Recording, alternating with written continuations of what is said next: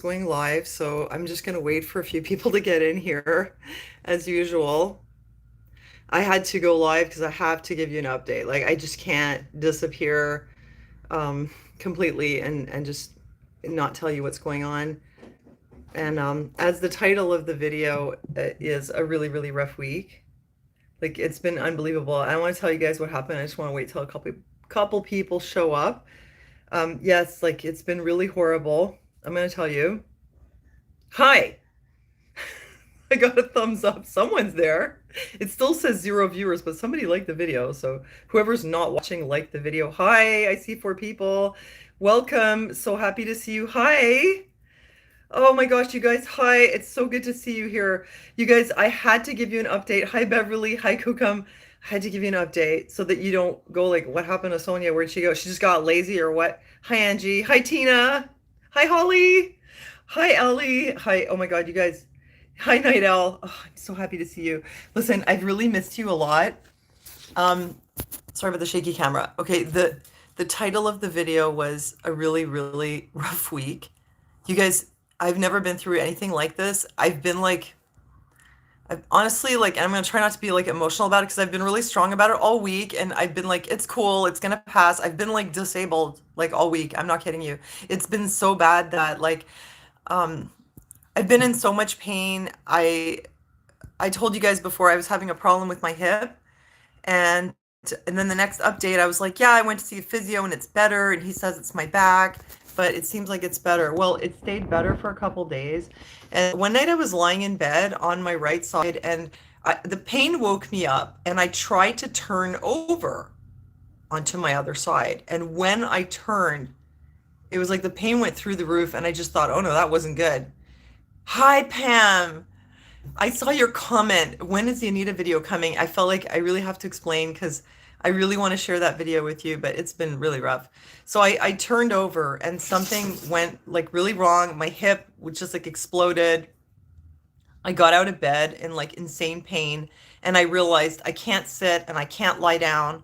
And I was like, oh my God, maybe I can lie on the couch because it's harder. I came out here.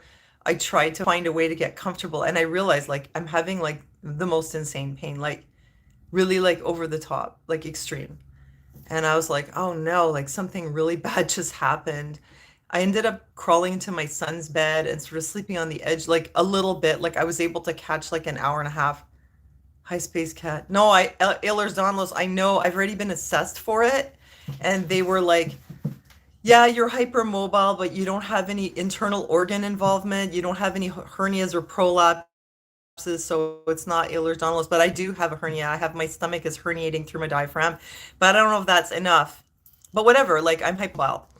And actually, I felt like in that case, I was sort of brushed off. It's like they said to me, all your pain is because of your hypermobility, and just do some exercise and wear a compression garment.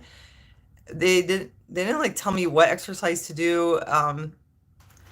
Apparently they thought that I like refused like some kind of rehabilitative help, but I didn't. She just said go to the gym, but I was like, I can't. I'm raising an autistic child, and this was like a while ago. And I really had my hands full. I ended up going to the gym, as you guys know. Hi guys. And then the compression garment, I'm very sensitive, and if it's uncomfortable, I won't wear it. And those things are so expensive, and nobody gave me any pointers on it. So I was afraid to just buy something and then find out that I can't wear it because I already have two things, and I don't wear them. Well, one of them I kind of wear like backwards. And anyway, so I didn't want to waste my money, and I was just like overwhelmed. Anyhow, so they just said like it's just hypermobility, and that was it. But they never really examined me. They didn't like pursue any investigations.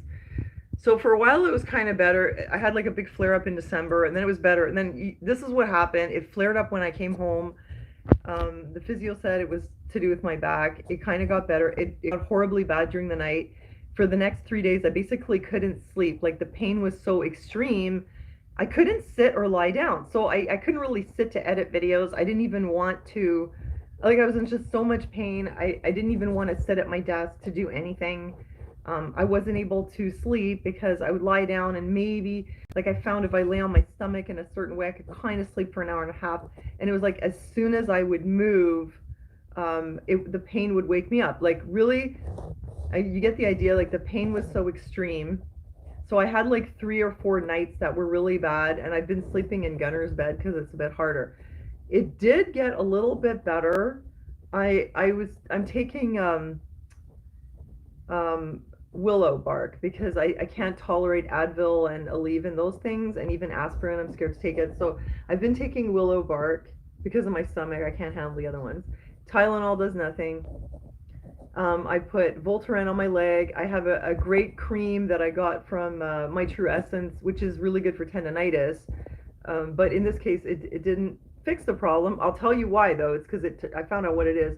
Anyway, I went through all this hell, and it was so bad. Like, I couldn't take care of myself. Like, I couldn't take my pants off. Like, I had to have my son, like, get my foot out of my pant leg.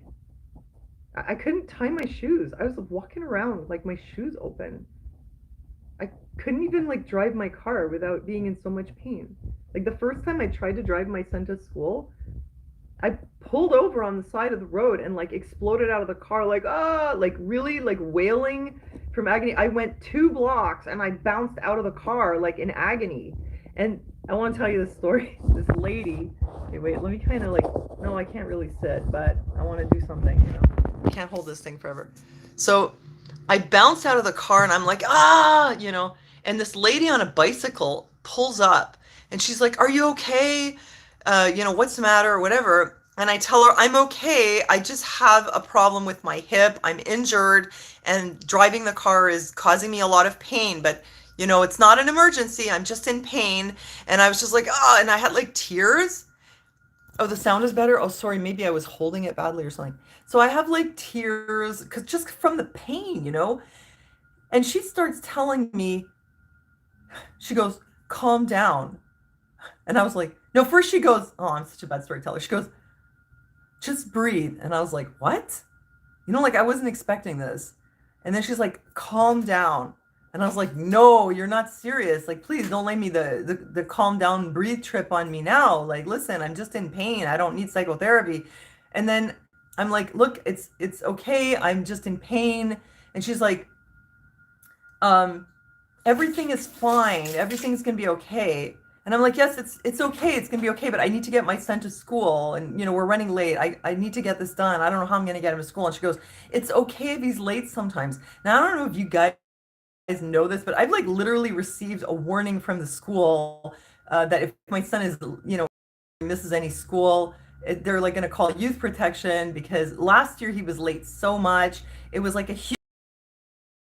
whole team of people involved trying to figure out how I can get him there on time. It's complicated, and it was like nothing we did work. We had a therapist from the Miriam home. He's just coming back to school. I wanted him to be on time, and I literally can't even drive the car. So I don't need this stranger telling me, about like how I should, like, I don't know about how I should think about things. Like, you don't know me. You stop to help, ask me what kind of help I need. That would be cool. But I'm telling you, I'm just in a lot of pain. I have a hip injury. It's fine. But she could have been like, okay, well, look, I hope you feel better. But she was like telling me like how to, what attitude I should have about things. And then she's like, it's okay. You can express how you feel. But I'm like, I don't need permission to express how I feel. I really felt like it was inappropriate. And I complained about it on Facebook. I was like, I bounced out of the car because I was in so much pain.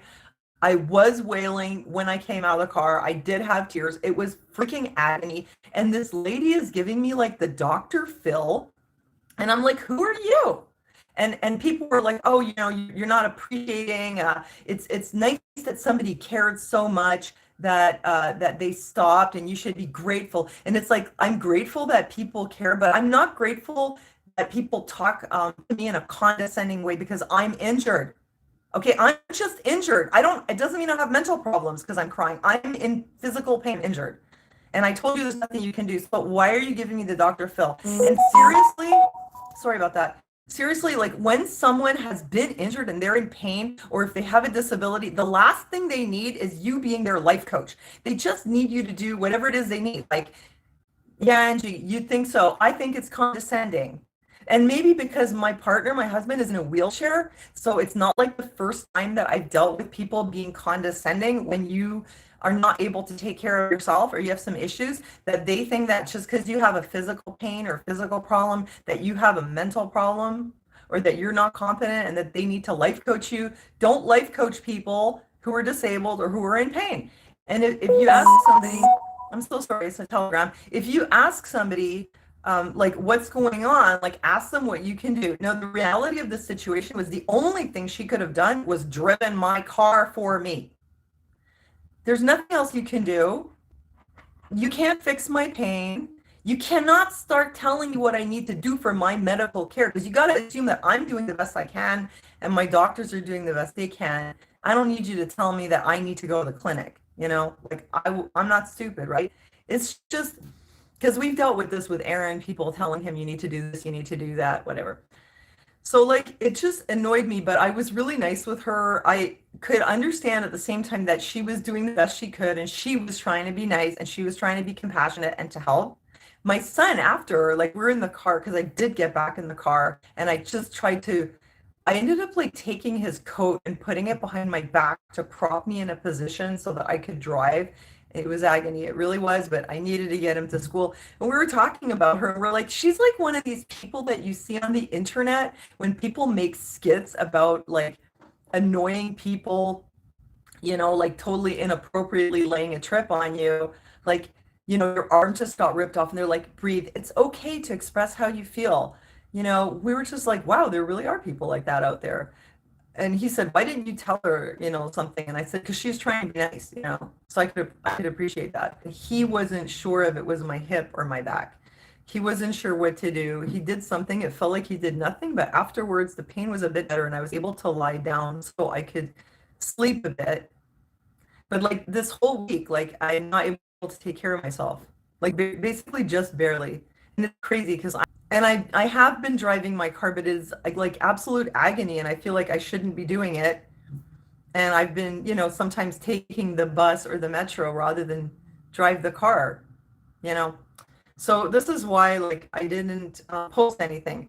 So I went to the doctor and I said, look, there's something wrong with my back or my hip. It's so painful. I had to ask her to like help me take my shoes off and stuff. She kind of examines me and then she's like, she said she wasn't sure if it was my back or my hip. And she read all the reports about hypermobility and all that. And she said, I'm going to send you for an x-ray. And I was like, great. Can you write a requisition for an MRI too? Because I told her I've been trying to get an answer for this since 2019. It wasn't the kratom. It's just the problem that I had, but I didn't know why it was so bad. That time, I said, I think something's wrong with my back. They didn't take me seriously. They thought I had cancer and they sent me for cancer scans. And then they were like, well, you don't have cancer. So I was like, okay, great. I don't have cancer. And I never found out what was. And so I told her, like, I've been trying to find out what's wrong with me for 3 years. So can you just write a requisition for an MRI while you're at it? Because I didn't want to have to like go through that and then come back and go through it again.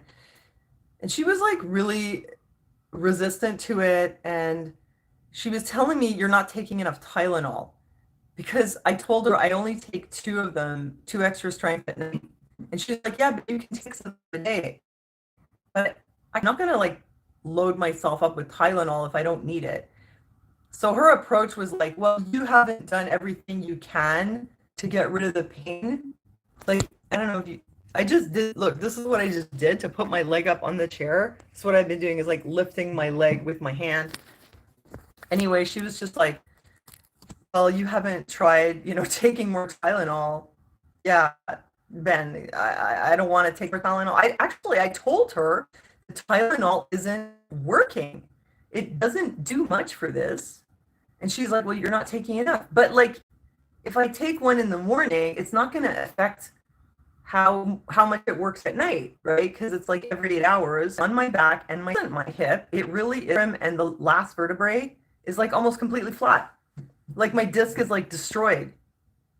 So it's been like that since 2019, and I've been getting the runaround since 2019 and having these.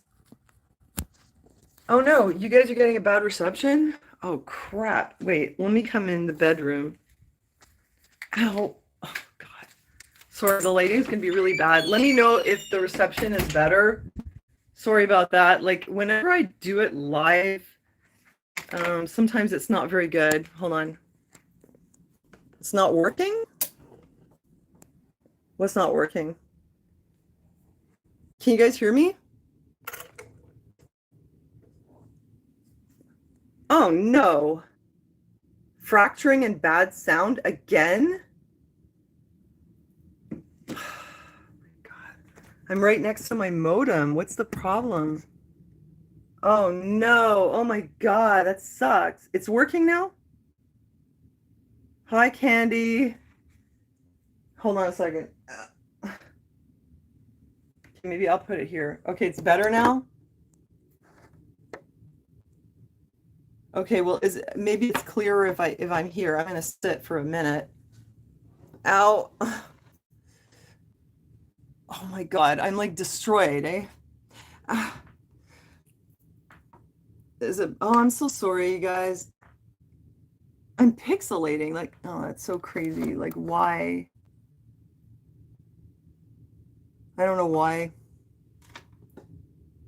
I should be on my home mode. It's still pixelated. Sorry, there's not a whole lot I can do about it. Well, hold on a second. Don't give up. It's so weird, eh? Like other people make live videos and their picture is all fine. And like for some reason with me, it's always horrible. And I thought it was just because I was in Germany, but apparently not. Never seen it do this before. Well, I'm hoping it's going to get better. Let's give it a second.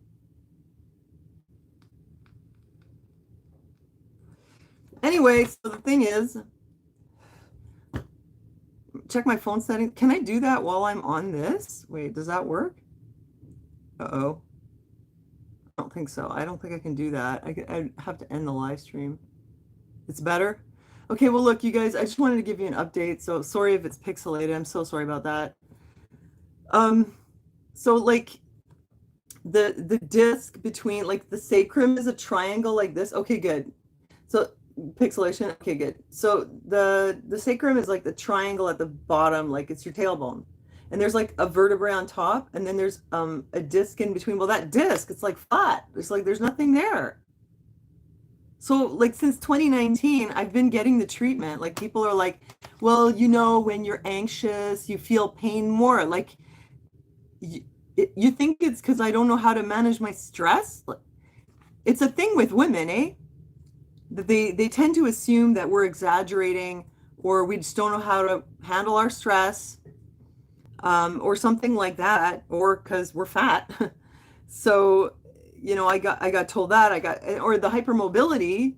The osteopath said to me, well, if you're hypermobile, that makes you more susceptible to injury. It's not a reason not to treat your injuries.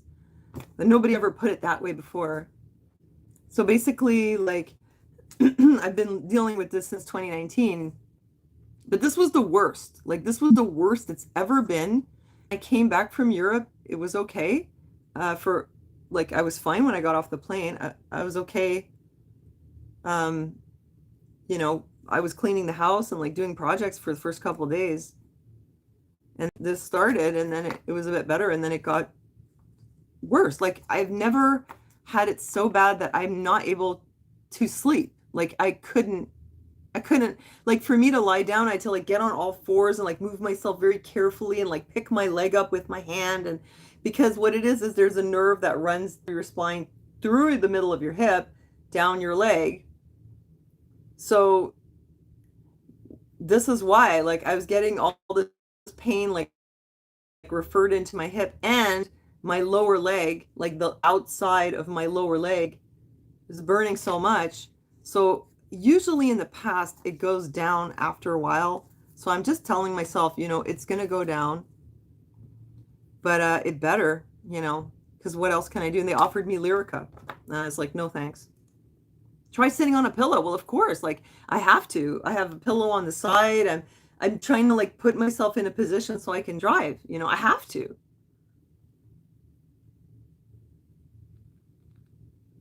Leslie, who did it for you? Because Leslie says through gentle manipulation, but I was told that if I have a ruptured disc, I shouldn't see a chiropractor, but was it an osteopath? But like it's just put a damper on my week. I mean, I've still been really busy, taking care of Gunnar and Aaron. I did get to go see my mom today. It's not sciatic nerve, Renee. Apparently, it's another nerve, but I mean, what's the difference? It's a crushed disc. So basically, I saw the X-ray, and it's like the bone is against the bone. Traction therapy, that's what I want. I want somebody to like pull it to get rid of the compression. But I mean, it is a lot better because I am sitting right now, and I wouldn't have been able to even sit like this a couple of days ago. But if I sit too long, it's gonna burn more. And so like I was trying different things. People were telling like put ice on it. So the leg, and I put ice, and it was just horrible. It was much worse. A tennis ball. You broke your coccyx. Oh my gosh. So that's, I mean, it's the same area. Well, I'm going to see about traction. I don't know where I get that, but I'll see about the tennis ball. But it's kind of like concerning because well, I won't say who, but one of my relatives has four spinal vertebrae fused. So yeah, heat is sort of helping. And like I have this. I've been doing all my natural stuff. I've been taking the C60. I mean, all these things helped, but nothing like got rid of it. But for sure, I mean, the fact that I'm sitting right now goes to show something's better. C60 willow bark instead of aspirin or whatever. Um, I took fish oil like as anti-inflammatory, and I made myself a castor oil pack with some anti-inflammatory oils, and I put that on my hip. I put it on my leg. It didn't do anything on my hip. I put it on my leg with the heating pad. It does help a bit. And the Voltaren, like, I mean, it just, the thing is, it's a referred nerve pain, so it's limited. But I mean, I'm trying. It is degenerative, Renee. That's what it is. It's like my disc has just sort of like crushed. But he said it's because of scoliosis, and that's because of hypermobility. So the rheumatologist was right. It is because of hypermobility, but I'm injured at this point. It's like, yeah, moisture and heat therapy. People were saying like take a bath. It was so bad I couldn't even go in the bath because I couldn't sit and I couldn't lie down. I couldn't do anything. And then I had to stand up all day. So then like the rest of my upper back was hurting. So I was putting on the corset. I mean, no, I don't have, but I mean, and I would be leery to like go to a playground and hang myself upside down because when this happened in 2019, I thought traction reversal would help. I just felt like it would help. And I did a yoga pose where I was in a reversal, and that's when it got really bad. So I don't dare actually. So yeah, like my spine is really like it's crooked, and it seemed like it was better at one point, like a couple months ago. I felt something weird, like everything shift, and then oh, you know what? My head used to be like this all the time because my atlas was out. And then I looked in the mirror and like everything had shifted and my head was straight and it's still straight. But apparently my lower back, I don't know, it's all crooked. So I don't know what's going to happen with this. Like they said, I mean, worst case scenario, they fuse your vertebrae together so you don't have this problem anymore. But who wants back surgery? Eh? That's crazy. I've never had anything wrong with me in my life. I'm not I'm not at the point yet where I want to have my vertebrae fused. Traction, yeah, but I think that I'd have to get somebody to do it for me. I don't think I can hang it upside down like a bat in a playground. I think it would be a bad idea. I feel like it's a bad idea.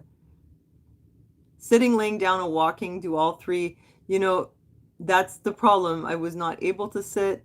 I was not able to lie down. Like it was a nightmare. Like I'd have to go on the bed and lie on my stomach and very carefully position myself with my hip like open to the side and then sleep for an hour and a half.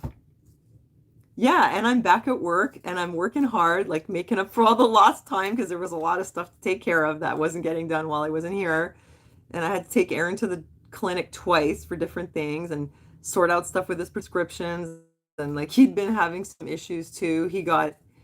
I don't know, he got like a cold or something, but it like wouldn't go away. And it was just either he got back to back colds or he just had a cold for like an entire month and he just felt bad. And um, then as of yesterday, he's feeling better. But here, let me give you some good news. Diclofenac, that's what I've been using.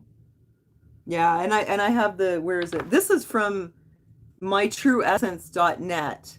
It's a balm. It smells so good. This is, see, like it's almost all used up. This is what I've been using when I get tendonitis because I get it all the time, and this has been great for tendonitis. But this is like, it's a vertebrae, so it's crushed. So this didn't fix that pain, but I do love it. So I've been using that for, also I have tendonitis, so I use it for that. I use the tiger balm on my leg. Didn't really help that much. Diclofenac also, not that much. So yeah, was it, hold on a second. Was it the walking? You know what? Yeah. I mean, and I kind of knew that I was deteriorating, and that's kind of why I did my retirement travel. I knew that like something was wrong because I was having all these problems, you know. Um, and I could just see like every year it's like it's harder to hold myself together. I'm so, it's like I'm made of silly putty. I mean, apparently I don't have Ehlers-Danlos, but it's like I'm you know, I've got a lot of problems anyway because it's the collagen is, it's not woven tightly, so it's genetic. So you can't just take collagen because it's not whether you take collagen or not, it's the way the fibers are woven. So instead of being woven nice and tight, they're all loose, which is why I can do the splits and I can do all this, bend myself in weird positions. But it also means that you have to use your muscles more to hold yourself together because usually your ligaments are doing that job of like holding your arms up, you know, holding your arms and holding yourself together, right? So when you have this weakness in your connective tissue, it takes more energy for your muscles to hold you up. This is why I would always end up crouching in public and looking around and going, how come everyone else can stand up? You know, I don't understand. I didn't realize that it was just me. Um, so yeah, it takes a lot of energy out of you, and as you get older and older, like, yeah, your spine is like more crooked and it gets harder to drive the car, and I knew like it's whatever it is, it's getting worse. So I figured I'm gonna do the Europe tour now, and I don't know if it was the tour, but I'm glad I did it when I did it because when I saw the x-ray of my disc and it's like totally, it wasn't the walking that did that to my disc. That was already done. It's not the walking that gave me scoliosis. It was already like that. I knew like I won't be able to do this much longer. So I'm glad I did it, you know? Yeah. So the good news for change is um I took Aaron shopping, and we hadn't been shopping for shirts in so many years. And I bought him all these really nice shirts because he needed them. Because he hates shopping. Like he can't really go by himself because it's too hard for him to like put the clothes on by himself. He needs me to come and do it, but for some reason we never coordinate to go together. So I would just do the shopping for him. But a lot of times whatever I brought home was a bust, you know? And then we I took him, what is it? I took him to his appointment. No, I had his bank card for some reason, and he was like telling me he needs to go to the bank, so he wanted to meet me to get it to him. And then it was such a nice day. We're having Indian summer here, so it feels like summer all over again. So we wanted to be outside, and we got some pizza, and then we wanted to go for a walk. I said, "Oh, well, I'll come with you to the bank." And we ended up in the shopping district. And so once we were there, I was like, "Let's just go check out a couple stores because you need some things." So the last time we did this, I think was like, I don't know, 16 years ago or 17 years ago. Like we never like go on. It's always me who buys his clothes, right? So he has all these great jeans, but for the shirts, it's really hard because he's really huge, if you've noticed. So anyway, I went to what's it called? Tweak, kind of a weird name for a store. And we tried on these shirts and they all fit really well, and they have to be really wide at the cuff so that he can roll them up because his biceps are like this big. Like Aaron is freaking huge. He's like the Terminator. And then and his arm here, it's like so big, right? So he wants to roll it up here so it doesn't get caught in his wheels. So that's kind of a problem with buying clothes. Oh hey, you guys have been commenting, but I don't know, it froze up. And so yeah, we got really lucky, and I was just like, just buy the shirts. You really need them. And well, I bought him a whole bunch, and he looks so cute.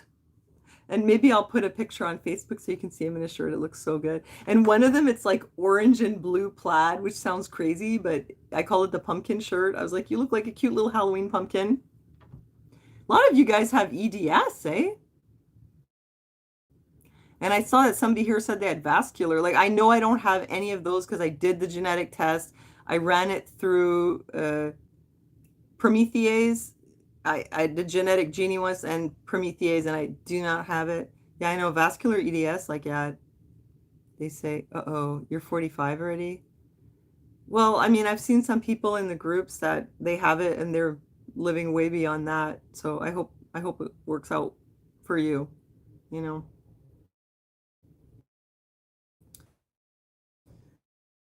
Yeah. Hey, actually, because I mean, they didn't diagnose me with that officially, but it's pretty similar. It's not as bad. Oh my God. Um, like people with Ehlers-Danlos, like sometimes their arms and legs are like completely dislocating. Um, I don't dislocate. I just, oops, I hit the wrong button. Wait, what happened? Where'd the comments go? You've been telling me for years. Yeah, I mean, I thought I had it too. I mean, I got, the rheumatology department at the children's, whoops, they thought I had it. They sent me express referral because they were convinced I had it.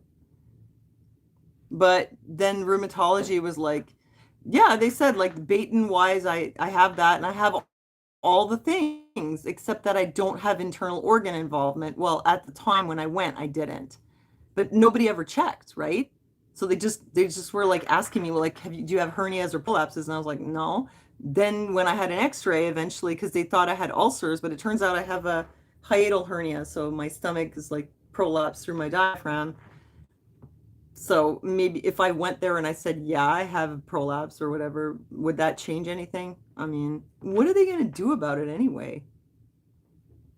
I mean, I feel like basically I'm living with the equivalent of Ehlers-Danlos, but like a mild kind of version. Because I know someone in our neighborhood who has it really bad, and she's dislocated. Like her knees are like they just come out. She's in a wheelchair, And then there's all those other types where you end up with all those vascular problems, and so that's much, much, much worse. It's kind of like autism. It's the spectrum. So you have like, oh yeah, that's what she said to me. She's like, yeah, you have a hypermobility syndrome and it's related to your autism. So apparently it's very common with autistic people. And I knew that. They say like one of the symptoms, like your child is autistic, it's like low muscle tone and they're floppy. Well, it's because of hypermobility. So, but to her, it was like, well, you're autistic and you're just floppy. Your grandmother she had a hiatal hernia. And then what happened? Oh, I keep hitting the wrong button. Okay, I'm going to read her. Grandmother had a prolapse. She had a hiatal hernia. She was a classic version mixed with hypermobility. And then what happened? Oh, she lived to be 97. Oh my God. I can just imagine myself. Like, look at me. I'm only 51 and I'm like, oh, I'm suffering. What's going to happen when I'm 97? Somebody's going to have to like cart me around on a bed. I don't know, man. Or I'm going to be like my bionic aunt. She had all kinds of things done to her and she's fixed up pretty well, but like it took a lot of work. Wait, what does it say here? Sorry. Oh no. Oh, Clementine, I'm so sorry. So I'm sorry to hear how that ended. Milder symptoms keep you here longer with vascular. Anyway, yeah, so it's a spectrum. But I mean, look, I'm not here to bitch and complain and like make you feel sorry for me. I just felt like I wanted to tell you what happened because usually I post Tuesdays and okay, I do have a schedule, Tuesdays and Thursdays. And if I do a funny, it's on the weekend, you know? But like, man, this week I was just like, I guess the pain just like got to me and I was real tired too because I couldn't sleep. And I wasn't motivated. And another thing I want to tell you, like on another note, um, hi Space Cat, yeah, you too. Um, yeah, I have a video from Germany, which I want to show you. Tom, good point. That's another thing I want to touch on while we're here. Thank you, hippie. Okay, where was I? Yeah, to actually take a train all the way from France to Germany. And there was some absurdity in it. There were some really unexpected things on the train. You won't believe what they have, but I don't want to ruin it for you. It's already edited. I'm gonna put it up. It might have a really crappy thumbnail, but please come watch it anyway. And I have an Anita video, which especially Pam like was saying, where's the Anita video? And Ben also, you'll be happy to know. It's a crazy video. It's like the most fun kind of video that I love to make the most. It's so stupid, you guys. And there's even more after that. And making those videos makes me feel alive, so it's worth it for me. But then I was so bad, like I was so destroyed and like disabled this week that I couldn't do it. Yeah, Pam, it's coming. It's coming. Oh my gosh, it's gonna be so stupid. You're gonna, it's like, you know, when I did the lesbian spa video and I like went all out and like filmed all kinds of stuff. It's like that, you know. Lots of like really crazy scenes. Wait, comments. Hold on a second. Oh, okay. Okay, let me tell you what happened to my channel. I've never really talked about it, but I will tell you. And that's why you guys who are here, you're like family to me on here on YouTube. You guys are the heart of my channel. That's what I always tell you. You guys are the only reason I'm here at this point, seriously. Mama check-in, hi. And I was just thinking about you yesterday and I was like, oh, I remember when she sent me those donations when the food was so expensive in Rome. And I'm gonna show the video with what we bought with that money because we did buy our food. And I told Gunnar this breakfast is courtesy of Mama Chicken. And I was just thinking, I wonder how you're doing. So it's nice to see you here. I am perched on this chair like Gollum. I don't know how much longer I can. Wait, hold on. You know, and the problem is like every time I change positions, it's like super painful. But it is better than it was. I just hope it goes away. I can't stay like this. I'm like disabled. If you just got here, it's like I have like a super bad problem and I can't tie my shoes or like undress myself or I mean even like really personal things that people do, I can just barely do it. Like it's that bad. It's terrible. Because I can reach this, wait, I can reach this hand on this side. I can't reach them both on that side and oh my God, it's awful. What's happening to me? Well, I have a hypermobility syndrome, right? And I have scoliosis because of it and my disc like in my sacral spine, it's like crushed.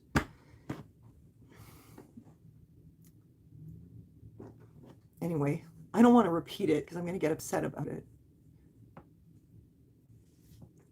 I've been like really like all week I've been like positive about it. I didn't really want to think about it. Aaron was who was it? Was it Gunnar or Aaron was like, well, what do you do about it? And I was like, well, I don't know. I mean, if it worse comes to worse, like they fuse your spine, but we're not there yet.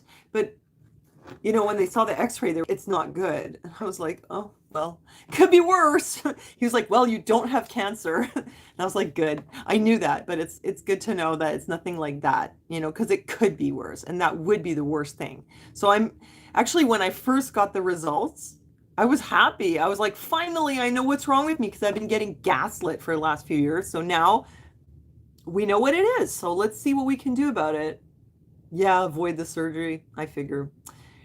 It's just that this pain has been 3.5 weeks now. Usually if it flares up, it's like a week and it gets better, but it's really hard for me to drive the car. Like it's so bad. It's just agony. And I don't take a lot of the, you know, painkillers. I refuse the Lyrica. I don't want to put that crap in my body. I took a bit of Tylenol and the willow bark and it's just realistically it's not enough, you know, but what can you do? Anyway, so I wanted to tell you what happened to my channel. So you guys know I've been on here since like 2009. And my channel had grown to 108,000 subscribers. And by the way, what happened to me is exactly the same thing that happened to Kim Iverson, who now is a reporter with The Hill. Okay, we had the exact same experience. So you have a channel, you're getting subscribers. I used to get like 1,500 to 2,000 subscribers a month. I was working really hard. I had schedule. I'm trying to like make really good videos. And I was earning some money with it too. Now, way back in the day before the adpocalypse, I used to make like maybe $2,000 a month on here, which was great because it was the first time in my life where I wasn't like under the poverty line because that was some extra income. And then after the apocalypse, it went down. It was like 900. Then it went to like 500. Then it went to 300. Now, something weird happened right around that time. Like if I was making 500 bucks a month, I was like, 500 bucks, it's still 500 bucks. But the thing is like a lot of time goes into making videos. Like it looks like, oh, it's just a little video. How much work could go into that? But I'm a one woman team, right? Like I don't have a production team. So there's the research, then there's figuring out what you're going to say, there's the recording, and then there's the editing. And when you edit and you want to have visuals in it, I could literally spend 8 to 12 hours on a video. So if I did 2 of those a week, it was like 16 to 24 hours a week. Um, Maybe 20 hours a week on average. And if I did a funny one on the weekend, that's more time. But like, let's say 8 hours. Oh, at least. I mean, yeah, for sure. And with the rendering and making thumbnails and posting it and like putting it on the other platforms and like writing extra stuff on Patreon, like backstory and sharing all the links, like it really actually, it's a lot. Like I'd say easily 12 hours, to make a video. It's a job, basically. It's not just like you just open the camera, well, like I'm doing now, right? Making videos like that, it takes a lot of time. So, if you're making about 100 bucks a week, you're making sort of like $4 an hour, I guess. And but I was still like, well, it's still, it was 400 or 500 bucks that I wouldn't have otherwise, so I'm gonna keep doing it.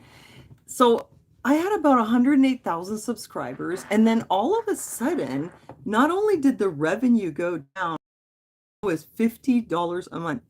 So I'm working like 100 hours a month and I'm earning $50. So I was earning like what, 50 cents an hour? Like basically nothing, like literally $12 a week. So I was like, well, I started the Patreon and that helped a bit get my motivation up. So I don't feel like, well, what am I, because you know how demoralizing it is when you work so hard and you don't get paid? Like realistically, people who work really, you feel like exploited kind of, or you just feel, I don't know, it's just totally demoralizing, right? So, so at that point, like, I wasn't making any money, but you guys were keeping me going because, um, because you were donating, right? And I also sold some things on here, but that wasn't, I mean, some of it was working and some of it not really. So, what happened?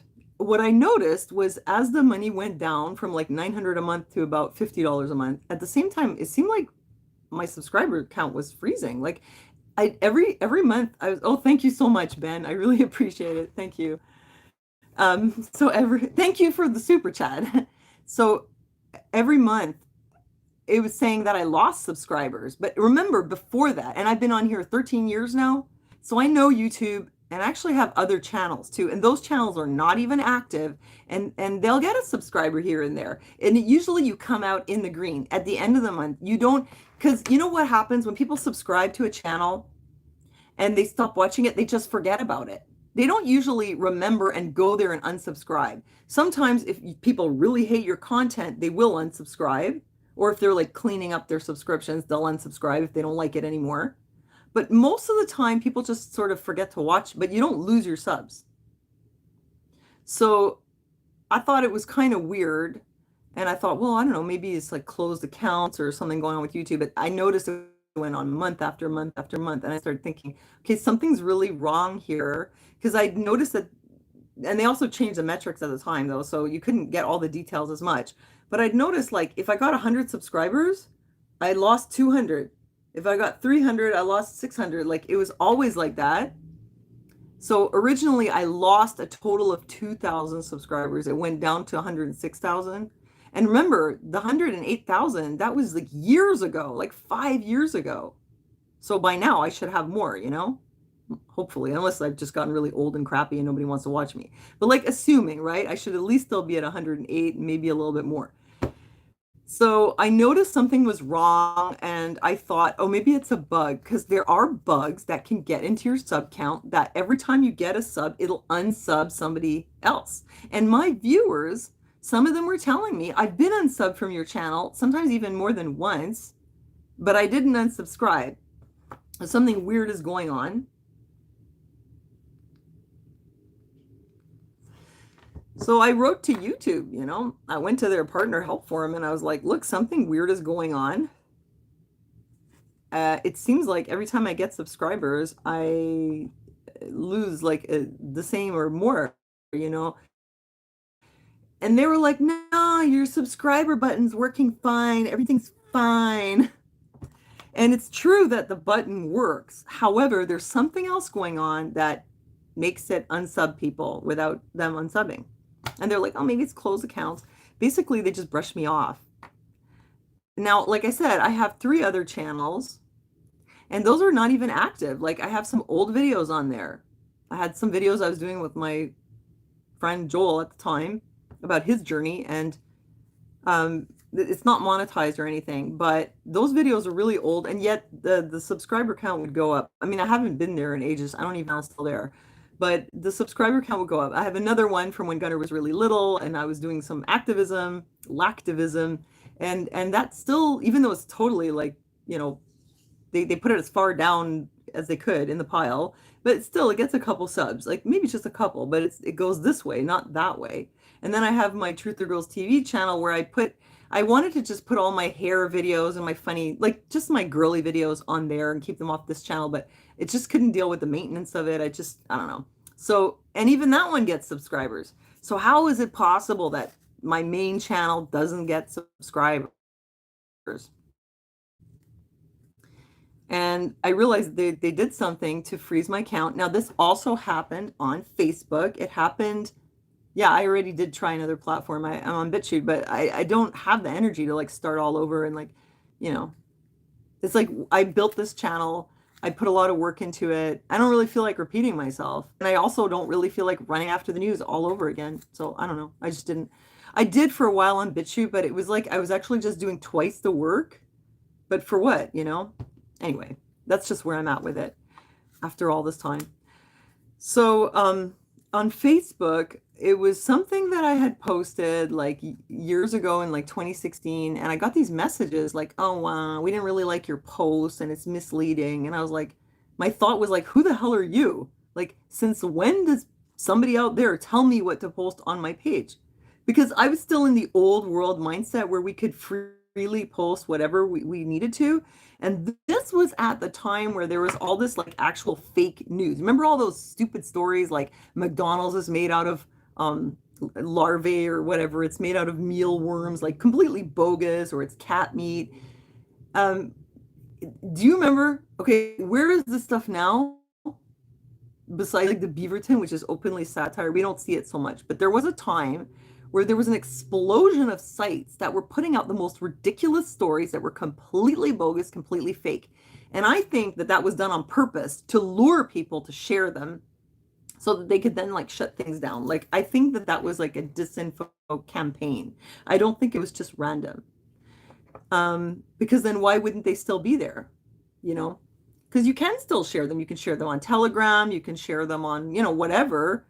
So it doesn't really make sense that they went away organically, even if they're blocked on Facebook, because Facebook will share stuff. There's like a ton of sites. There's MeWe, there's whatever. And yet these stories have like disappeared basically. But they were huge around 2011, right at the time where there was also all these forums are being filled with rumors that this never happened, that never happened, these people were faking. That was another psyop. And they were filling it with disinfo, like exploding the internet with disinfo, I think on purpose, so they could then shut it down. Well, I shared something and it wasn't even political. I don't remember what it was. But, you know, I got these messages and it happened 3 times, but I was like, who the hell are you, you know? And so I said to the person, okay, well, thanks for letting me know. I'm just going to put a note at the top. If you see this article about such and such actor, it was like totally unrelated to politics, I just want you to know that this isn't true. I thought that was okay. Public service. I'm actually alerting people to the fact that it's not legit. But no, I think that like the fact that I refused to take it down put me in the doghouse, and they froze my like count on Facebook. But it would have been better if they said to us, listen, we're the Facebook police. and were asking to take this down because it's fake, then I would have been like, oh, okay. I probably would have done it. But I was like, who the hell are you to tell me what to post, you know? So I didn't do it. So that happened on Facebook. So then when it happened on YouTube a couple years later, I was like, oh yeah, I've seen this before. And it's been like that on Facebook ever since, probably like 7 years now. So that's what happened on YouTube. They froze my like count. All my money that I was making like just went down the toilet. It was like $50 a month and I have like 1,200 or 1,400 videos. Imagine I have like a library of 13 years worth of videos on all kinds of subjects, everything from natural beauty to autism parenting to current news, you know, and some like conspiracy, like scientific, uh, whatever, you know, where the Paracas were aliens or whatever, you know, not like what they call conspiratorio today, but sort of, what do you call it? Like the Inquirer type topics. There's a bit of that there too, but mostly it was like natural health and parenting and current events. And out of this entire library of like 1,200 videos, I come out with $50 a month, eh? You know, imagine, right? Imagine if you put that much work. So basically, this is a business that I made. I incorporated, I pay my business taxes, I run it like a business, I have a schedule, I work hard, I produce a certain kind of content, and I'm committed to it. It's like any journalist or video creator or whatever. It wasn't just like a random thing. I was very committed, I worked very hard to give my audience a good experience. And it feels like, you know, if I set up a business or like a store or whatever, and some big company comes along and puts up like you know, a wall around it. Like you couldn't do that in real life, you know? Like you can't go in front of somebody's business and be like, don't go in there, they suck. Well, you can do that online. You can put bad reviews, but this wasn't like a bad review. It's like they intentionally interfered with my sort of sales, so to speak. Like they interfered with me being able to get my product out to the people who had subscribed to receive it. Because nobody's seeing that my videos are coming out. And people who want to subscribe, well, they're unsubscribing somebody else, right? So people are being unsubscribed against their will. I don't know how this is legal. But anyway, I can't prove that that's what happened, but it looked to me like I got like shadow. Okay, so I'm not saying that that's 100% what they did, but for sure on Facebook, honestly, my feeling is that is what they did, because there's no other way to explain that my like count freezes and goes in reverse. You know. Oh, thanks, Ms. Clementine. Thanks, Pam. Yeah. So, and the fact is, Kim Iverson, she had the same experience. Now, look, I'm not trying to make accusations and say that they intentionally sabotaged my channel, but it definitely, the ad revenue went way down. That could just be, it just so happens, for whatever reason. But the unsubscribing thing, there's no way for me to explain it other than that there's a bug in the system, or it was something that was done intentionally. And if there's a bug, well, I talked to them about it and they didn't do anything about it. And the fact that it happened to Kim Iverson too made me think, I think that they just did like there's something where they just put you on a blacklist, you know, and I can't prove it. And this is not a legal accusation, but anyway, that's sort of what happened. Like my subscriber count was frozen. People are getting unsubbed against their will. I'm not making any money. I can't get any reach. Doesn't matter what I do. Doesn't matter how hard I work. My videos used to get like 40 to 70,000 views on the regular. They would go as high as 500,000, a million. And I could accept, like, they don't have to be that high or whatever, but it was like they were so low. It would be like 1,000 views, which it's not like it's nothing, but when you have 108,000 subscribers, it means like less than 1% of people are watching it, and half of those aren't even my subscribers. So what's going on, right? So this is what happened to Kim Iverson. It was the exact same thing. When I heard her story, I was like, yeah, that's what happened to me. And she says that she feels like something was just done to her channel. And I don't think that's right. If that's what's happening, that's not right. It's, I mean, anyway, that's the world we live in these days. And she said that after a few years, she started to get subscribers, and that did start to happen to me as well. And the money went up a little bit, it's true. That's not $50 a month anymore. It did go up a bit, but not like before. And when I say I got subscribers, like I had months where I gained 30 subscribers. So I was like, oh, well, that's cool. It's in the green for the first time in like 3 or 4 years. But then the next month it's like minus 100, you know? So, I mean, I feel really like my channel is sabotaged.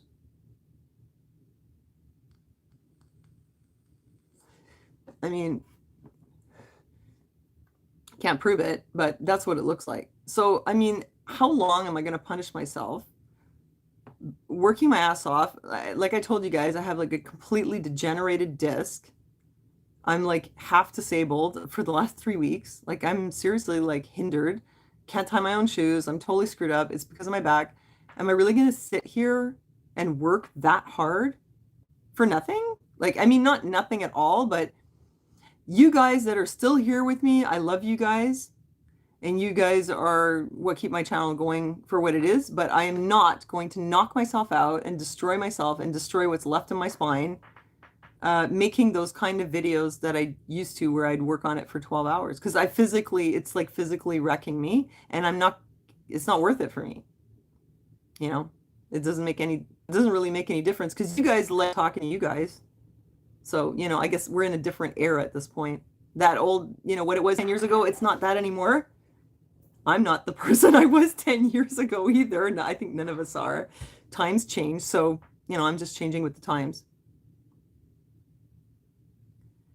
And the reason that my channel did get so many subscribers in the first place, in case you don't know, was I used to have a radio talk show on American Freedom Radio.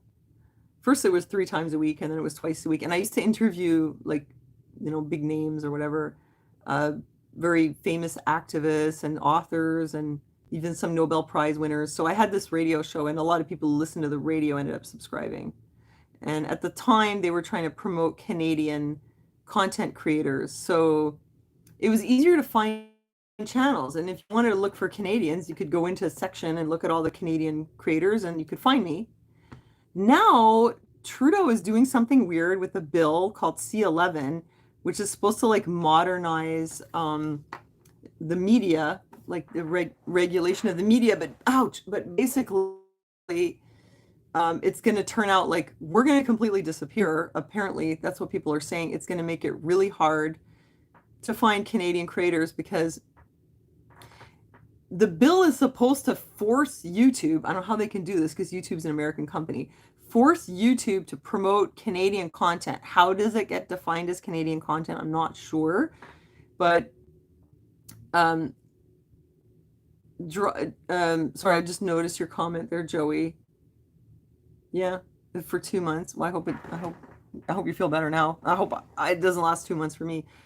Yeah, it's supposed to like promote Canadian content. So basically, if you live in Canada, you're going to be force-fed Canadian content. Most of the stuff I watch is not Canadian. It's British or American.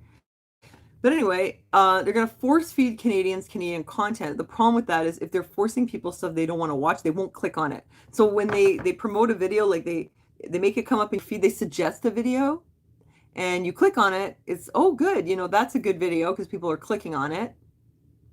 Thanks, Dusty. But if they suggest videos to people and it's a mismatch and people don't click on it, then the algorithm takes it like nobody wants to watch this video. So a lot of people are saying this is going to just completely like crush Canadian creators. Well, I'm already crushed. I don't have a whole lot left to lose. I'm just here for, you know, poops and giggles. Let's keep it clean, kids. I'm just doing it for you guys at this point. So yeah, I mean, it's pretty much like, I mean, especially this channel. And do I want to like move all my content? Hi, Vicky. Nice to see you. Do I want to move my content over to my Truth or Girls TV channel? It's like, honestly, like, I'm not up for it, you know? It's like I did it once and, you know, I just don't have the energy for that. It's a whole lot of work. I'm doing other things too, though.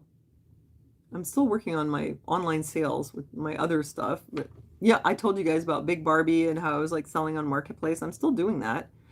And I didn't end up opening like the store that I wanted to open, but I sort of worked on it. I had to like learn things about it. So I'm just doing different things.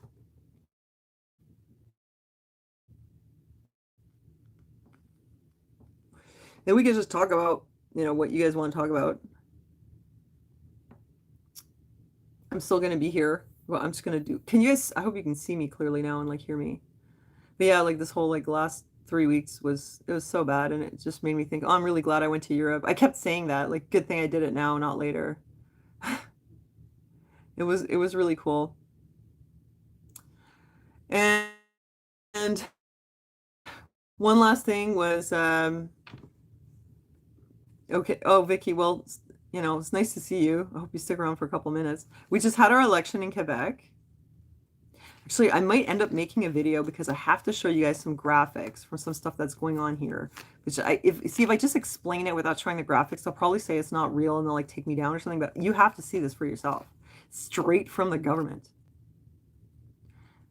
Basically, like, they have some of their statistics were completely inconsistent. This isn't related to the election, but I want to mention that. Yeah, I will call you, Vicky. Some of the stats they've been putting up were like they were quoting like numbers like 100%. I can't even believe I have it open right in front of me. And that group that was 100%, now it's like down to 79. So like something's very screwy here. I don't know what's going on with Quebec. I will have to make a video on that. What? Your friend died from a back problem? Oh, drugs. Oh, well, I'm not going to do drugs, so I'm not going to do that. Okay, so we had an election. It looked like maybe things were going to change because a lot of people voted ahead of time. So basically, it was like François Legault and the CAQ, which we have like a right-leaning party, actually, which I don't know if you guys think that right-wing is a good thing. In our case, it's not a good thing. It's just horribly authoritarian and it's just a crap party. I can't believe it's awful. So he got like 40% of the votes, or a little bit over 40%. Which means it's a lot, but it means that he also didn't get the 60% of the votes. Lena, yeah, there's something going on, but I kind of don't want to get into it in this video. With what Lena said. So 60% of Quebecers did not vote for him. And the problem was basically it's like Montreal didn't vote. Montreal has like half the population of Quebec, but we have half the ridings. What back problem do I have? One of my discs is like destroyed in my sacral spine. That's the problem. So Montreal voted Quebec Solidaire, which is left-leaning, and Liberal, which is left-leaning. The Conservative Party didn't actually capture any ridings, but there were some votes there on the South Shore, apparently. No, was it West Island or South Shore? Anyway, over there. Okay, I'm back. Because the Conservatives basically didn't even have a presence before they. Oh, thank you, Ms. Clementine. Thank you so much. Thank you for the super chat. I really appreciate it. Oops. Okay, it's like reconnected again. So, oh no, that video's still up, Tom. It's still there.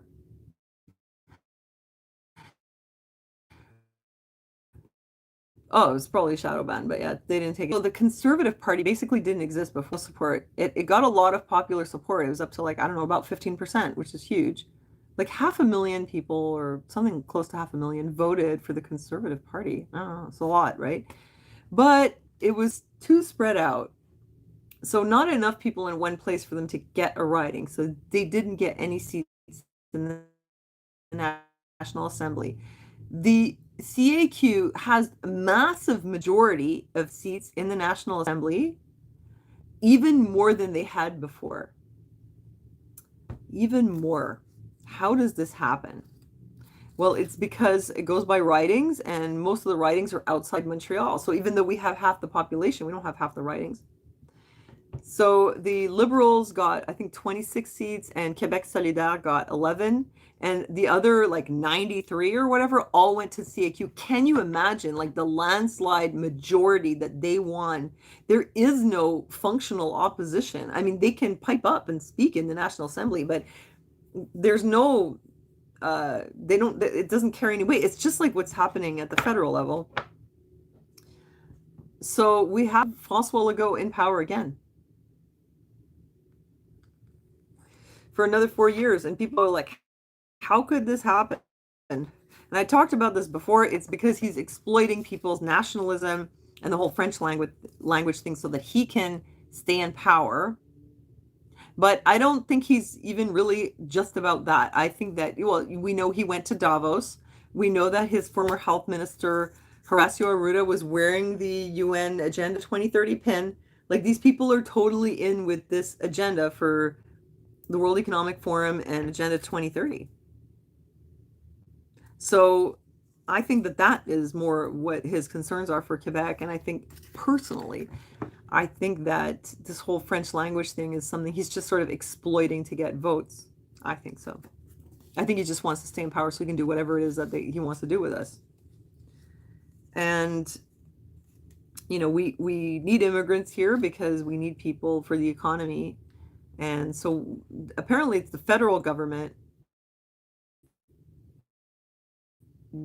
that mandates that Quebec receive 50,000 immigrants every year. In Quebec, Francois Legault said it would be a word that starts with SUIC. I don't want to say it because I don't want to like screw up this video, but he said it would be SUIC to have 50,000 immigrants. He said that. Yeah, I mean, imagine an American politician saying that. Imagine what another one of our CAQ people, like I mentioned in the last video, said 80% of immigrants go to Montreal, they don't work, and they don't speak French. It's not true. I mean, they do come to Montreal, but it's not true that they don't work or that they don't speak French because they take French immigrants all the time. But this kind of statement, imagine a politician making this kind of disparaging statement in America or, you know, really anywhere. But over here, that's what people like. So that's why they say these things, because they're trying to get those people's votes. And that kind of tells you about where the Quebec population is coming from outside of Montreal. So the whole idea is like they're going to make Quebec more French Canadian, but I mean, the reality is you cannot turn new immigrants or even second generation immigrants like myself into French Canadians. I mean, we're Quebecois, but we're like a different kind, you know? We're never going to be French Canadian like Pure Laine or whatever. But I'm not really sure what it is they want. Do they want us to all just leave? Because that's what their policies are leading to. Professionals, businesses, doctors, they're like splitting from this province. Everyone's just leaving. So, I mean, really, I think I mentioned this last time, but you walk through Montreal, the streets are all broken. There's garbage everywhere. There's boarded up businesses. It's like a dump. It's turning into a dump. The city used to be thriving. It is so run down. I'm going to have to go downtown and film it sometime. This is the Quebec under François Legault. How would people vote for him? It seems our economy is in the toilet. And then he gives people like a $500 check and they're like, yeah, you got my vote. That's really strange.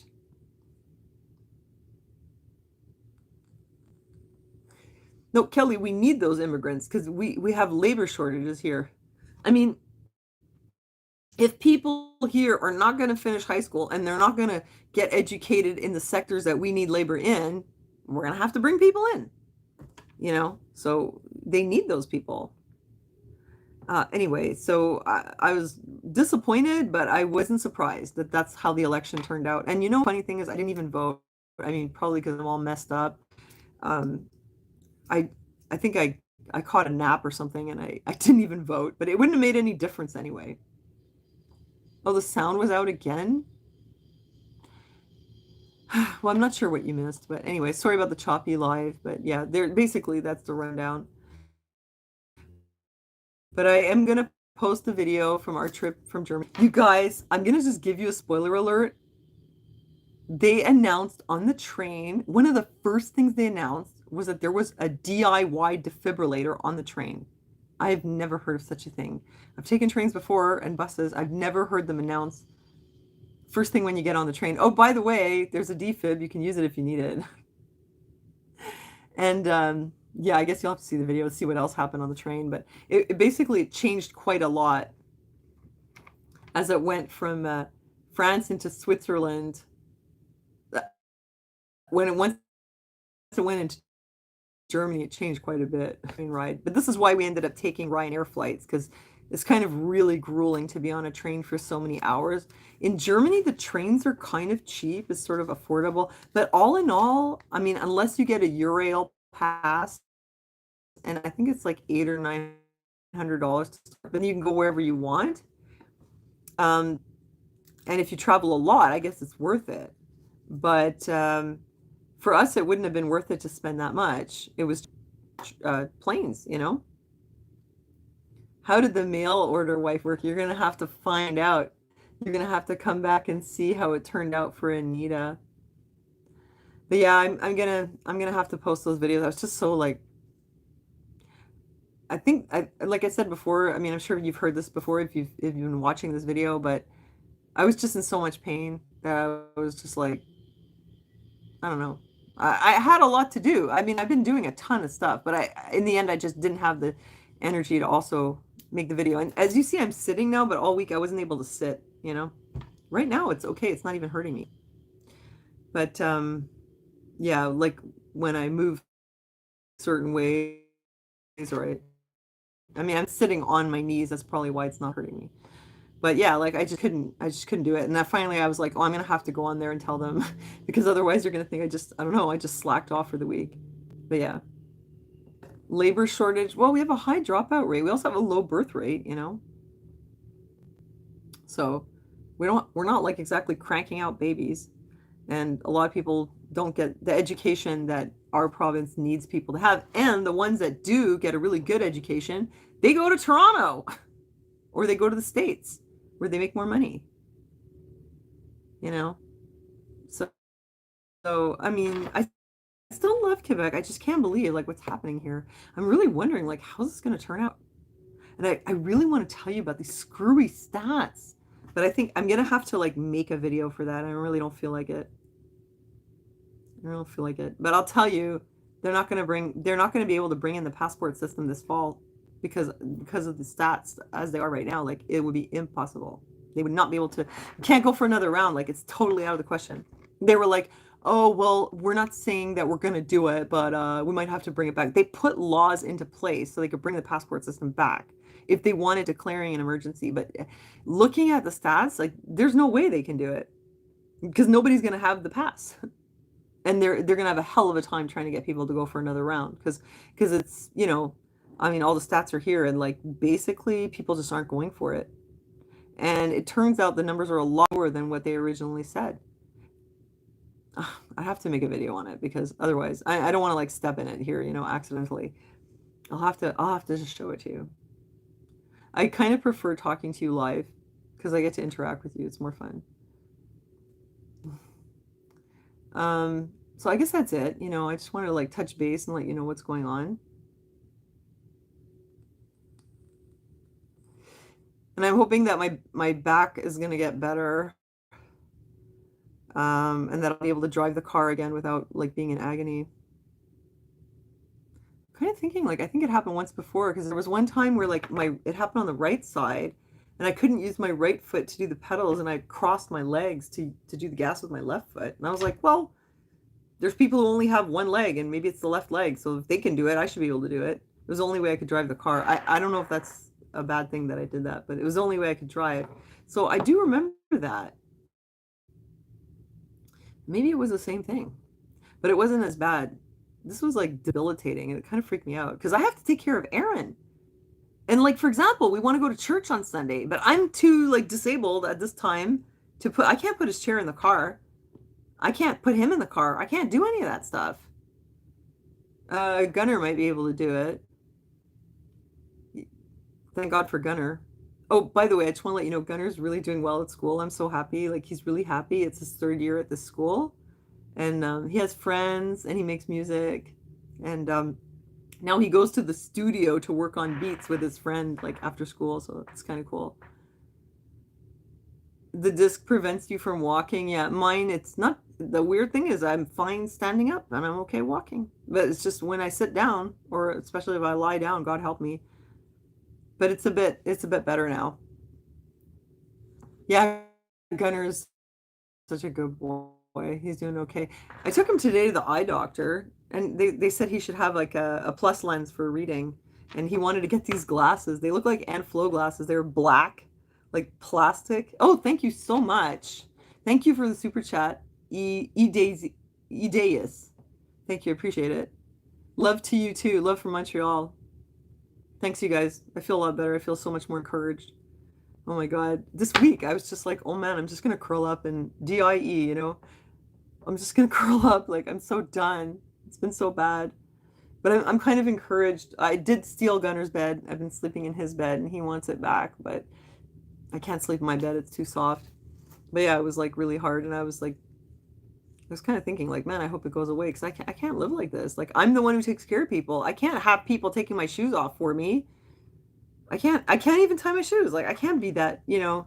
But that's how life is. I mean, you could be the caregiver and then end up like where you can't take care of people anymore. Let's hope that doesn't happen.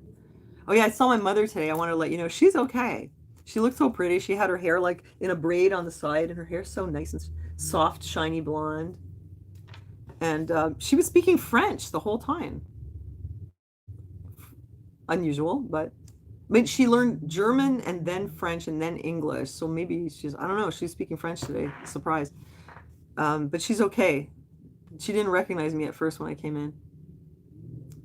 Oh, wait, I just saw that comment. Yeah, a freaking American. No, I don't think so. I'd rather not, you know. I don't think that would happen. The willow bark is not bad though. It's okay, but it makes me kind of nauseous. I don't know if you guys ever taken willow bark before. It's an anti-inflammatory.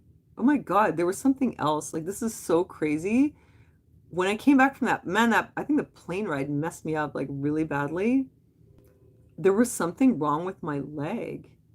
No, I don't want to like give, I'm not giving medical advice or anything here. Hi, Nancy. Yeah, live. Um, I've never had this happen before, but like I went to bed and I had like a Charlie horse in my calf. And then it was like pulsing. It was like I felt like it was like I was like, "Oh my God, no, what's wrong with my leg now?" And I went to see Olga today to get LPG and I told her about my leg and she thought maybe I was getting a clot.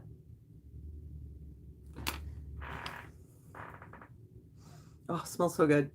All those oils in there. So good. No, it wasn't like that. It was like something was like stuck in there. I could feel like there was a ball in there. Anyway, whatever it is, it did go away. I'm not gonna say what I did to get rid of it, but it's gone. But man, the plane ride, like live and learn, man. Next, if I ever take another plane ride, that's why I flew to Ireland instead of England the first time because it was a shorter flight. I'm never gonna take another 7-hour flight again. I definitely fly from Ireland. And if I ever have to take a long flight, I will be up in the aisles. They tell you don't go in the aisles. You know what they actually said on the plane? Ow. They said, this was so ridiculous. They said, don't get up and stand in the aisles. Please don't congregate in front of the bathrooms to prevent the spread of COVID-19. Oh, I just ruined my video now. They actually said that. And it was like, you guys, we're in the plane together for like 7 hours. We take our masks off when we're eating. And then they had to announce this message that we're not allowed to talk to each other with masks on in front of the bathroom because we might get COVID. And you know what? When the government finally withdrew ArriveCan and the mask and all that, Air Canada like put out a statement that they were in support of it. Yeah, they were in support of getting rid of the ArriveCan and all that. Hold on, I'm seeing all your great comments. Wait. Yeah, yeah, a lot of people on other platforms, it's true. Yeah, I was on BitChute, but the thing with BitChute, like, and I was kind of warned about this when I got on there, it's kind of like a, well, I mean, look, they're not all, but it's a bit of a different crowd. Let's just say I'm being super diplomatic. Well, a bit of a weird crowd. Like, there's some stuff there, like some people are pretty hardcore. And I don't know. I mean, you guys are like my YouTube family. I'd rather just hang out with you, even if nobody else is watching. Like, I don't need a lot of people watching. It's fine. Let's just do our own thing here. Who cares? I'm like retired now, right? Just come out of retirement for you guys. Yeah, Canadian Blake. That's what she thought it was, and she was a phlebotomist. She was like a vein nurse. She thought so too. I did do some things for it. And I was gonna go. I was like, oh my God, that is so scary. Like, you get that cramp in your calf, like it's just in one spot and it's like pulsing. And I was like, wait a minute, I know what that is. Like I know what those symptoms are. And I was like, no way. I'm on HRT and I just took a plane ride. I'm like, oh my God, no. And I was like, okay, but I know that people get clots in their legs and their leg is like blown up this big and it's purple by the time they go to the doctor. So, because they don't know what the early warning signs are. So I was like, okay, that people get to that point and then they go to the doctor and they still survive. So I was like, look, it's like 2 in the morning. So I'm not going to run out here and go to the emergency. They're going to look at my leg. They're going to be like, it's not even purple. It's not swollen. What are you talking about? It was swollen though, but it wasn't purple. And I was like, I don't think it's an emergency right now. So, but that was kind of freaky. I was like, I'm going to definitely take plane rides much more seriously next time. I will be up in the aisles. Sorry to the staff in advance. I'm not going to sit there and get clots in my legs. I was scared, man. I thought I was going to end up on Telegram, you know? One of these people who just like keel over in a shopping center. Yes, Canadian Blake, yeah. And, you know, what do they call me? They call me the witch. So far, the witch has been able to do some good witching, but I don't know. I mean, I'm not cavalier about it. You guys know what I mean by that. Eh? I'm not like a witch. I'm just talking in code. Kitchen witch. Yeah. Yeah, so I mean, I do know some things, but I just don't want to mention them here because I wouldn't want to be like talking about medical stuff. But look, I'm still here. My leg's okay. And my back, I don't know, because like once the disc is crushed and it doesn't exist, what do you do? It's weird. Like I read about it and they say there's stages of it, and then after it like collapses completely, it somehow stabilizes. I don't know how that's possible. But I mean, like I do have a relative who had her spine fused and she's okay. So, you know, I'm just looking at your comments. You guys keep talking about magnesium. Yeah. Before, when I could actually go in the bath, I was taking those Epsom salt baths for magnesium. Yes, I have to talk in code. Anyway, you guys know enough about me. You know what I'm talking about. So yeah, next time I will not sit in my seat like a good girl watching stupid movies. I will be up and all over the place. Trigger point massage. No, I don't know enough about that. I don't know what the trigger points are. I know a little bit about pressure points. I do them on my face. Hi, Joanna. I don't know, like, I can't fix my back, like, and I admit it. I mean, I can do something for inflammation, but I can't fix the thing. I'm going to go back to the osteopath. It was the first time I've ever been to one, and I was kind of like, I don't know, is this even going to work? Like, it was so gentle. It was like he was just sort of like touching me so lightly on my hip and on my back, and I was like, what's he doing? Oh, it's so relaxing. It's fine. I started telling him all about my parents. I'm like, yeah, my dad was in the gulag, you know. I start talking, you know.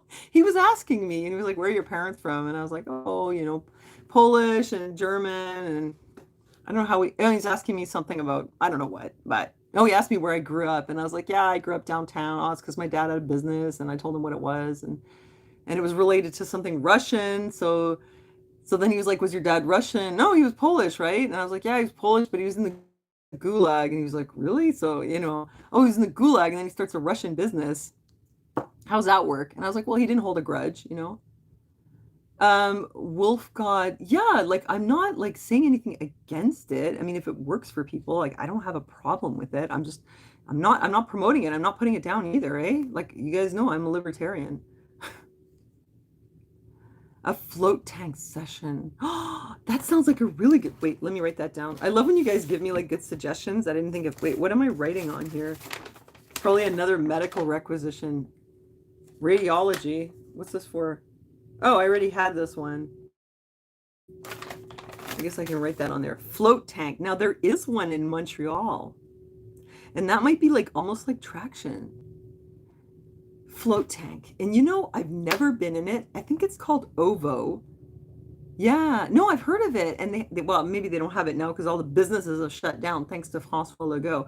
But there's a float tank on Saint Denis. And I always thought, okay, that's really interesting, but I would probably get super paranoid and like freak out in there because it's like going to be all dark. And I'm like, I think you're in a dark room, like floating, and I'm sure I'm going to have a complete freak out. I'm going to start bad tripping and like thinking like, okay, maybe I died. Like you guys know, I'm going to start getting weird. I'm like, wait, why is everything dark and I'm floating? Oh, you like my glasses? You know what? I was telling you, I took Gunner to to have his eyes checked because they've been way too long. Oh, you can choose how you float? Okay, I float with the lights on. I'm making note of that. Lights on. I don't like being in the dark. It's just too weird. So I took Gunnar to the optometrist, and while he was in there, it was in there for a long time. I started poking around and I found this frame. Oh my God, you guys, these frames are so old. These are like at least 10 years old. I have two other frames and they're from like 2009. So my glasses are really, really old. I haven't bought new frames in like 10 years. And it's hard to find good frames. So he's in there. I start poking around, putting these frames on. I find these frames. Now the lenses are usually $165 and he's selling the frame with the lenses for like 200 bucks. I think I paid like $400 to $600 for all my glasses in the past. So we're basically selling the frames for like 35 bucks. So I bought the frames. I was like, yeah, I need new glasses because they're getting like pretty destroyed. I mean, and the lenses are all like, I washed them with dish soap and that's why they always look like they're dirty. They're not dirty. It's because I washed them with dish soap and it destroyed the anti-reflection coating. Don't wash your glasses with dish soap. So I'm going to get some new ones and they're going to look cool. You're going to see. They're very similar to these, but different color, but they don't have bling. I like to have a little bit of diamonds or something, you know? Wait, let me see your comments again. So like, wow, I'm talking to you guys for a really long time, but it's been fun. Wait, what did you say? An inversion table? Yeah. That's cool. Inversion table. That's actually not a bad idea. Maybe that would work. I will definitely not do inversion yoga moves. I did that before and I ended up at the ER when I had this. So yeah.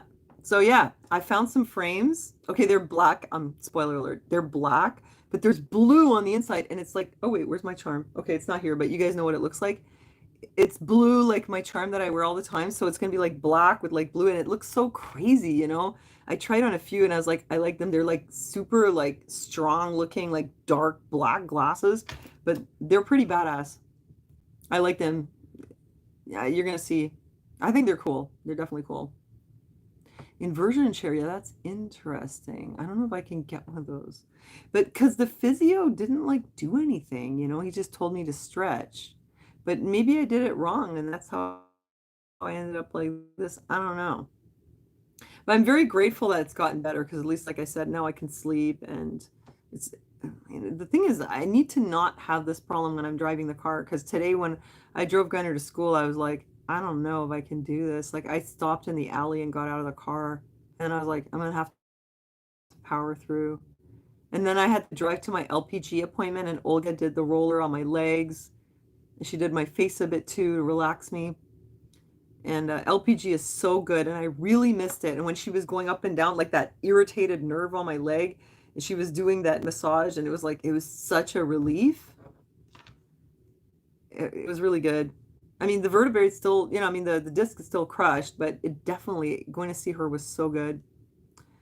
And then I drove to see my mom and then I drove to pick up Gunnar. So I was in the car a lot. And I have to, you know, I have to be able to drive because I'm the only one who drives in this family. I mean, you guys know, like my partner, my husband, Aaron, he's in a wheelchair. He's not doing all the errands. And then Gunnar, thank God, Gunnar's very helpful. Back in the Ron Paul years, wait, what'd you say? Yeah, I'm still here. Hi. Oh, I can't pronounce your name, but welcome. Trigger point. Yeah, I'm going to write that down too. Oh, you guys are great. Trigger point. What is that? Is that like an acupressure? Or is that a physio who does that? Who does trigger point? Let me know. Ideas. Let me know who does the trigger points. You know, it would be really cool if somebody figured out how do you regrow the disc, you know? I don't know if it's possible. Probably not. Massage technique. What kind of massage? Well, I'll look it up. I'll look it up. I'll see. But yeah, I've been like super busy. Oh, and I'm suing my landlord. That reminds me, I have to send documents to their lawyer because oh my God, it was such a fiasco. Like I got into the courtroom and first of all, there's all these students in the back and the judge didn't even understand like what my demand was for and like why I was there. And she thought I was contesting my increase. And I was like, no, no, no, I'm not contesting my increase. And then she's like, well, what are you contesting? The previous one from 2021. And I was like, no, I agreed to pay that increase. And it took a lot of patience for me not to like start rambling and blurting stuff out to the judge because I know you have to shut up and wait till it's your turn to talk. And I was really trying to be respectful. But it was like there was a whole long time in the beginning where like I could see that the judge did not understand what I was trying to tell her. And I had to give her all the backstory. And the landlord was really surprised. Entire printout of all the transactions of every single rent that I've paid going all the way back to 2019. And I could prove that they retroactively charged me an increase I never agreed to. But they were really like, oh my God, I had no idea she had all these documents. And at first the judge thought like, what is this? Like you're contesting your increase that you already agreed to and you already paid. And after a while, the judge was like, oh yeah, like something is weird here. So I was like, yeah, now you're starting to get it. And then what do you call it? The landlord's representative was like, well, we'd like to get those documents and come back next time and we're going to have two witnesses. I'm like, yeah, what are your witnesses going to say? All the stuff is already on paper. It's your paper trail that you sent to me. It's already there. So what is your witness going to say? That I agreed to something verbally? Yeah, prove it. There's no agreement. There's nothing. They totally screwed up and they took me to court to try to evict me for no reason. And now I'm suing them. But I'm not suing them for damages. Like I could sue them for like lost work and whatever, but I'm not doing that. I'm just suing them to give me back the money plus whatever else I gave them for like this whole process, because I want to make a point because I don't want them to later say, oh, and yeah, that also you have that increase and now we're going to charge it to you for all of, also all of 2021 and 2022. Yeah, but I was like totally kicking ass in court. I mean, they were just surprised that I had all that information. I think they didn't expect that I was going to be on the ball, that I was going to have all the documents. I think they thought I was just going to be like, yeah, Your Honor, man, my landlord's like, just give me the rent. Oh, like, I wasn't supposed to pay the increase, man. Oh, yeah, it was like really heavy, man. It was like $25 a month, man. And, it wasn't like that. So I was pretty happy with how it turned out. And I'm going to kick their butts. I'm going back and I'm not letting it go. And I'm going to kick their butts because I have to. Because otherwise they're going to use it against me later. So hyperbaric oxygen. Nah, I'm too claustrophobic. I saw your comment, but I'm too claustrophobic. And it's too expensive. Yeah. So don't forget to donate to Anita's legal fund. No, I already paid the lawyer. I paid her like $1,200. This time I'm representing myself. What do they say? Like only a fool, has, wait. What's that thing? Like, I don't know, something about a fool, has himself as a client or I don't know, something like that. Yes, I'm the fool. I'm going to represent myself in rental court. Ugh. But I'm doing okay so far. I know I can do this. It's going to be fine. Anyway, it's been really nice talking to you guys. I'm happy to do the update. Wait, oh, hyperbolic? No, I think they meant hyperbaric. That's what I took. A fool for a client. Wait, yeah, but what's the first part of that expression?